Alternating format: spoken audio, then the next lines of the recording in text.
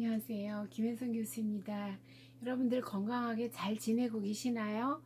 학우님들 건강하게 잘 지내시다가 이렇게 이렇게 코로나 사태로 학교에서 수업을 못하고 장기화됨에 따라서 이게 영상으로 이렇게 설명을 하고 그리고 여러분들에게 올려드리면 그걸 가지고 교과서 PPT를 가지고 공부하시도록 돕기 위해서 영상을 찍게 되었습니다.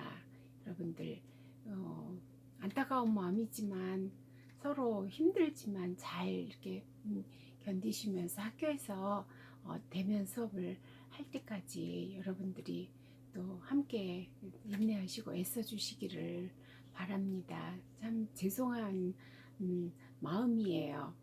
예. 이번 학기 여러분들과 함께 수업하게 된 김혜선 교수입니다.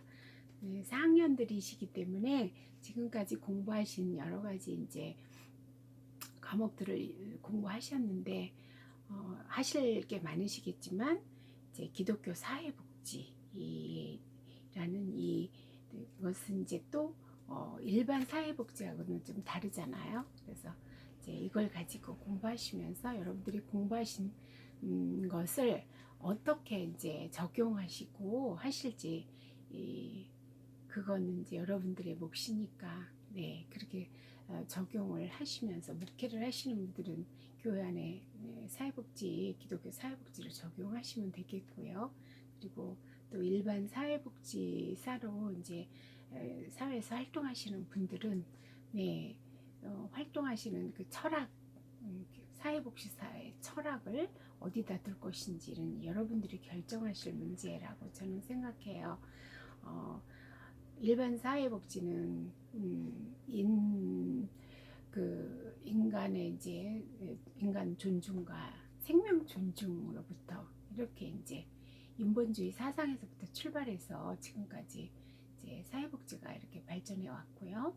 기독교 사회복지는 철학이 창세기 1장 26, 27절에 하나님의 형상과 모양대로 사람을 만드시고 그리고 이 땅에서 정말 생육하고 번성하면서 이렇게 살도록 하시죠. 그래서 결국은 뭐예요? 우리는 사람이 바로 하나님의 형상과 모양이라고 이해를 하시면 빠르시겠죠? 그래서 내가 누군가를 바라볼 때 그 사람이 바로 하나님의 형상과 모양을 닮은 사람이라고 그렇게 생각하시면서 마치 하나님을 대하듯이 그렇게 대하시면 우리는 아마 어떤 그런 여러 가지 일을 하더라도 누구를 만나더라도 하나님의 형상과 모양을 닮은 우리 사람에 대해서 좀 더 하나님을 대하듯이 섬기고 존중하는 마음 그렇게 사람과 사람 간의 관계도 일반 사회복지보다는 훨씬 더 깊이 있게 사람을 대할 수 있지 않을까 그런 생각을 합니다. 기독교 사회복지의 1장에서는요. 1장을 먼저 이렇게 동영상을 찍게 된 것은 첫 번째 시간에 이해를 도왔고 그 다음 진도를 나가도록 하는 게 필요할 것 같아서 그래서 1장부터 시작을 하겠습니다.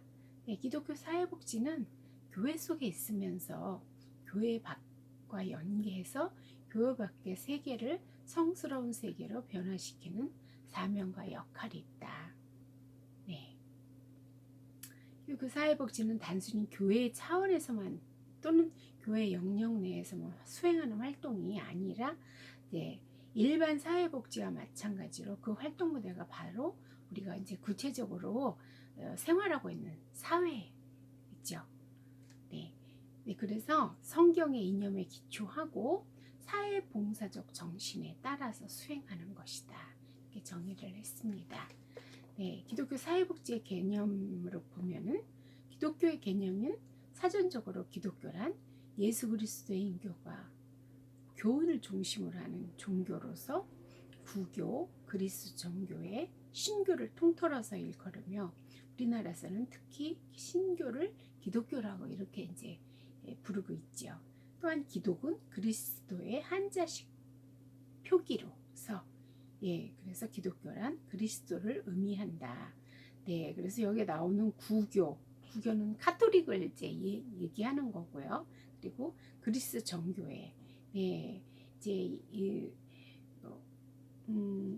기독교가 여러 가지로 이제 그 러시아라든지 이 최초에 원래 이제 이 카톨릭에서 이제 지역을 어느 쪽으로 가느냐에 따라서 이제 그리스 정교회라고도 이렇게 이제 명칭을 붙여서 동방 정교회, 그리스 정교회 뭐 이런 식으로 이름을 붙여서 그러나 어쨌든 이제 러시아 쪽이 이제 그렇게 이렇게 어느 쪽으로 이제 이 카톨릭 이 교가 이제 갔느냐에 따라서 전파됐느냐에 따라서 그리고 그 후로 이제 어떻게 발전했느냐에 따라서 이렇게 구교, 그리스 정교회, 신교 이렇게 해서 지금 기독교를 갖다가 이제 개신교라고 그러잖아요. 그래서 이렇게 다 통틀어서 기독교라고 이렇게 이야기를 합니다. 네, 사회복지의 개념은 여러분들이 잘 아시다시피 소셜 웰페어라서 주로 이제 서구에서 사용된 말이죠. 그래서 이제 사회복지가 일반적으로 인간의 사회 욕구에 대한 서비스를 말하는데 이 사회복지가 현대 사회에서는 매우 중요한 개념으로서 사용되고 있고요. 그런데 인간의 사회적 욕구에 대한 서비스, 이것은 이제 바로 의식주와 민생 문제로 기본적인 욕구가 결핍되어 있는 사람을 도와주는 것을 의미하죠. 네, 그래서 최초의 이제 사회복지는 빈곤을 타파해야 된다고 또 도와준 빈곤을 갖다가 그 빈곤 의식주에 대한 결핍을 이거를 이제 도와주는 이런 걸로 이제 출발을 했죠. 그러나 사회복지가 무엇인가 하는 개념은 천차만별인데 국가와 학자에 따라서 이제 다 이제 의견을 달리하기도 하지만 어떠한 정의된 합의에는 도달하지 못하고 있다고 이렇게 했는데 그러나 어쨌든 이제 웰과 이제 페어의 복합 명사로 평안히 잘 지내는 상태를 살도록 도와주는 게 이제 사회복지죠. 그래서 사회적으로 행복한 생활 상태를 그래서 우리가 크게 모자람이 없는 인간이 의식주를 해결하면서 살 수 있도록 이렇게 이제 그렇게 이제 개념으로 받아들이는 게 좋겠죠. 그래서 여기 책에 보면은 김만두와 한은경은 사회복지란 모든 국민들의 인간다운 생활을 보장하기 위해서 사회생활상의 빈곤과 사회적 욕구를 개인적, 집단적, 지역사회 수준에서 예방하고 보호하며 치료하고 재활하기 위한 공공적, 민간적 개입의 제도, 그리고 거기에는 프로그램이 따르죠. 그리고 또 거기에는 실천적인 서비스가 따르죠. 이런 것을 총칭하는 체계라고 정의를 하고 있습니다. 그래서 사회복지는 인간의 복지를 추구하기 위한 사회적인 노력. 그래서 사회복지는 인간의 욕구와 열망을 충족시키는 사회적 노력이라고 할 수가 있습니다. 기독교 일반 사회복지가 웰페어로 이제 시작됐는데 기독교 사회복지 개념을 들어가 보면 한국 교회에서 사회복지는 선교 수단이자 지역 주민과의 유대 관계를 연결시키기 위한 도구다. 우리나라에 사회복지가 들어와서 기독교가 개신교가 들어와서 처음부터 한 것이 사회복지였죠. 먼저 예수 믿으세요 이거를 보다는 학교를 세우고 병원을 세우고 그래서 우리가 그 시대에 우리가 이제 처음 기독교를 받아들일 그때에 우리 나라의 여러 가지 열악한 그런 그 상황, 교육이 잘 안 돼 있고 그리고 병을 고칠 수 있는 이제 그런 의학이 발달하지 못한 그때에 예, 서구에서 선교사들이 들어와서 병원을 세우고 학교를 세우고 그러면서 우리나라의 사회복지가 시작되었다고 볼 수가 있겠죠. 예, 초창기 한국 기독교가 이 땅에 들어왔을 때 문화, 언어, 인종, 생활 습관의 차이로 인해서 기독교를 전파하는데 굉장히 어려움이 많았는데 지역 주민에게 직접 접촉하는 데 있어서는 정말 사회복지였죠. 예, 그래서 역사적으로 한국 기독교에 있어서 지역 주민 간의 사회, 문화적, 인종적, 언어의 벽을 허물어주는 하나의 매개체 역할을 하였습니다. 이러한 맥락 속에서 기독교 사회복지와 일반 사회복지는 많은 차이점이 있다고 볼 수 있죠. 네, 기독교 사회복지의 주체는 교회, 그리고 일반 사회복지의 주체는 국가와 사회라는 점이 이제 다른 거죠. 그래서 기독교 사회복지는 하나님의 말씀을 통해 하나님의 영광과 사랑을 수반하고, 일반 사회복지는 인간다운 생활 보장을 위한 인간의 복지 추구라는 점에서 이제 그런 차이가 있죠. 네. 그 기독교 사회복지의 개념도 이제 보는 관점에 따라서 여러 가지 이제 학자의 정의들이 이렇게 많죠. 여러분들이 이거는 이제 여러분들이 읽으시면서 어떤 이제 차이점이 있는지는 여러분들이 읽어보시고요. 종합적으로 이걸 한다면, 네, 정리를 한다면 기존의 사회 제도를 통해서 모든 인간들이 기본적인 욕구를 충족시키는데 어려움을 겪고 있거나 어려움이 예상될 때 그 욕구를 충족시킬 수 있도록 기독교인들이, 예, 기독교적 이념을 토대로, 말씀을 토대로 도움을 제공하는 조직화된 사회적 활동의 촉체를 의미한다. 이렇게 종합적으로 정의를 내릴 수가 있겠습니다. 네.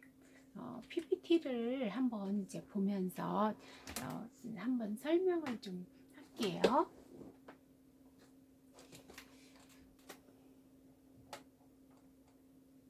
유럽 각국의 성당을 제가 이제 이렇게 올렸습니다.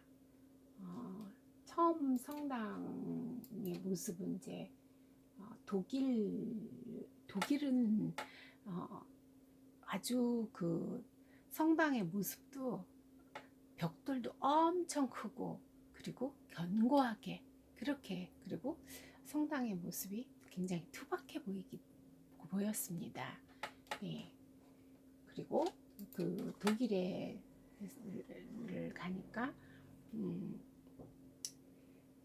개신교가 마틴 루터가 개신교를 이제 이렇게 이제 거기서부터 출발을 했는데 그때 당시에 그 대자보를 붙이고, 그리고 이 사람이 이제 쫓겨다니는 신세가 됐죠. 그리고 종교 재판을 받아야 되는 이제 그런 입장이 되었는데, 이미 이 너무나 카톨릭이 이제 정말 부패했다고 봐야 되나요? 그런 이제 유럽의 카톨릭이 이렇게 부패한 상태에서 이 문제가, 종교가 부패한 문제를 갖다가 거론하는 것이 마틴 루터가 처음이 아니었습니다. 이미 그 30년 전에 후안이라는 사람이 종교 개혁을 실천하고 이렇게 이제 하다가 이분은 화형을 당했어요. 그러고 후에 이제 마틴 루터가 이제 다시 이렇게 이제 종교 개혁을 할 때, 이때는 독일 국민들이 마틴 루터를 보호를 하려고 했습니다. 그래서 종교 재판을 받기 전에 어느 성에 군사들이 이제 이 독일 국민들이 마틴 루터를 보호하려고 하고, 이제 이 사람을 잘못 이제 처리했다가는 이제 사회적으로 이제 어떤 일이 생길지 모르니까, 소위 말하는 밀란 같은 게 일어날 수도 있겠다 싶으니까 이제 함부로 하지는 못하고, 그리고 이제 그래서 그 민중의 그런 어떤 이 사람을, 마틴 루터를 보호하고자 하는 마음을 알기 때문에 이제 군사가 개입이 돼가지고 이제 어느 성에다가 이제 마틴 루터를 보호를 하고 있었죠. 근데 마틴 루터가 여기에 그 어느 그 공원에 갔는데 그때 당시에 이제 함께 이 일에 참여했던 분들, 동료들 동상이 있고, 그리고 거기에서 고뇌하는 마틴 루터의 이렇게 신발, 예, 그 신발이 이제 그 동상 밑에 이렇게 있고, 그리고 고뇌하는 그 이제 종교 재판을 받아야 되는데 내가 양심을 지킬 것인가, 아니면 부인을 할 것인가, 여기에서 이제 고민하는 그 마틴 루터의 심정을 거기에 이제 이렇게 새겨 놓은 글귀가 굉장히 이렇게 마음을 찡하게 했습니다. 그러면서 오늘날에 우리가 이렇게 신앙생활을 할 수 있는, 편안하게 할 수 있는 이 배경에 앞에서 그 부패한 종교 지도자들을 향해서 외칠 수 있었던 마틴 루터의 그런 정신이, 그것이 바탕이 돼서 오늘날 우리가 개신교가 지금까지 이만큼 전 세계적인 하나님이 원하시는 복음화가 이루어지고, 그리고 우리가 이렇게 기독교인으로 오늘날 이렇게 또 이렇게 신학생을 배출하고, 또 사회복지사, 기독교 사회복지사를 배출할 수 있는 그런 이제 기반이 되었다는 데에 대해서, 그때 그 저녁에 이제 독일로 들어갔는데 어둑어둑한 데서 그런 동상들 이런 거를 봐서 그런지 굉장히 마음이 찡했습니다. 예. 각 나라에 따라서 성당도 느낌이 조금씩 다르죠. 비엔나라든지 이쪽으로는 굉장히 아주 세련된 풍이고, 네, 내부도 굉장히 화려하고 그렇죠. 네, 여러 가지 그림과, 네, 그 안에 장식들, 그리고 또 카톨릭에서는 이제 고해성사 제도가 있잖아요. 그래서 이제 신부님께 그 고해성사하는 그런 이제 그런 것도 이렇게 교회 안에 있는 거를 정말 성당이 많았습니다. 각 나라, 유럽 전체에 각 나라의 성당이 굉장히 많고, 가는 곳마다 이제 같이 현대와 지금 그 성당이 함께 숨을 쉬면서 공존하는 것을 보았습니다.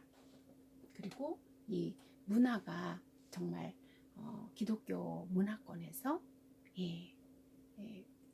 하나의 큰 커다란 이제 문화를 이루면서 유럽 사람들이 살고 있는 것을 보았습니다. PPT에 보면 12쪽에 보면 이게 아주 그 시골로 가니까 이렇게 아주 조그마한 성당들도 있었고요. 네.